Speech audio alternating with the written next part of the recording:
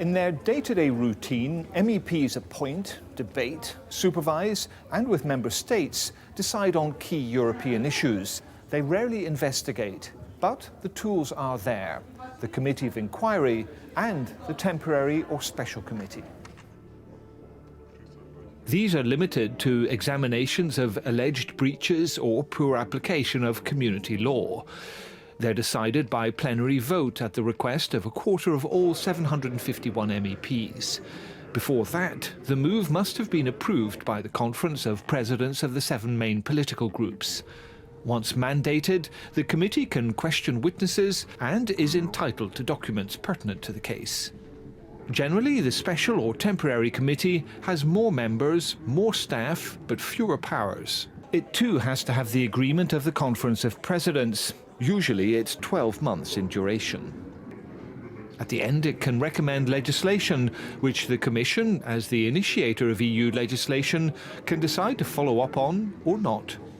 There have been only 3 committees of inquiry: into the collapse of the Equitable Life Assurance Society, the BSE or mad cow crisis, and the community's transit regime relating to non-EU goods transiting the EU.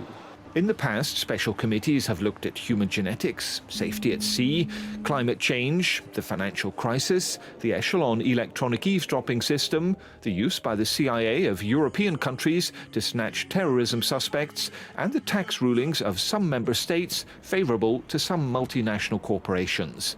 On this last one, they decided to set up a special committee after the tax ruling scandal was revealed in Luxembourg, the Netherlands, Belgium and Ireland. There's one thing, however, which is important to point out at the outset. These are not criminal investigations. It's about fact-finding, about getting answers to who, where, how, when, and anywhere else. The first task of the Special Committee is to define its working practices and timetable, to select the chair, vice-chairs, rapporteurs and shadow rapporteurs. This one will be travelling a lot, visiting member states to build up a comprehensive picture. A strong team that is now constituted, it will turn a dream team if it generates a few nightmares to solve. The brief, says Mr. Lamassoure, chair of the Special Committee, who's a former French minister, is boiled down to this. Le mandat est de savoir, de faire savoir et de proposer. What does that mean in more detail, in terms of scope and function? Der Sonderausschuss ist völlig frei in der Frage, mit welchen Themen beschäftigen wir uns, indem wir die kritischen Fragen an die Staats- und Regierungschefs, an die EU-Kommission stellen. It's not a persecution, it's a fact-finding strong mission.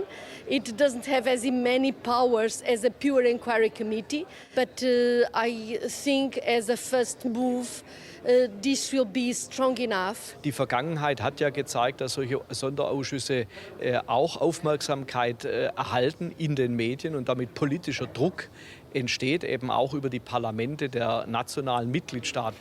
In one respect, this special committee doesn't feel underpowered. Power is, after all, influence, and a great deal of that is generated by the media and by social platforms. Nous allons ouvrir un site internet de manière à ce que toute personne qui aurait des informations à donner et qui serait prête à témoigner puisse le faire. Parliament's right of inquiry is an important tool in the exercise of its democratic oversight.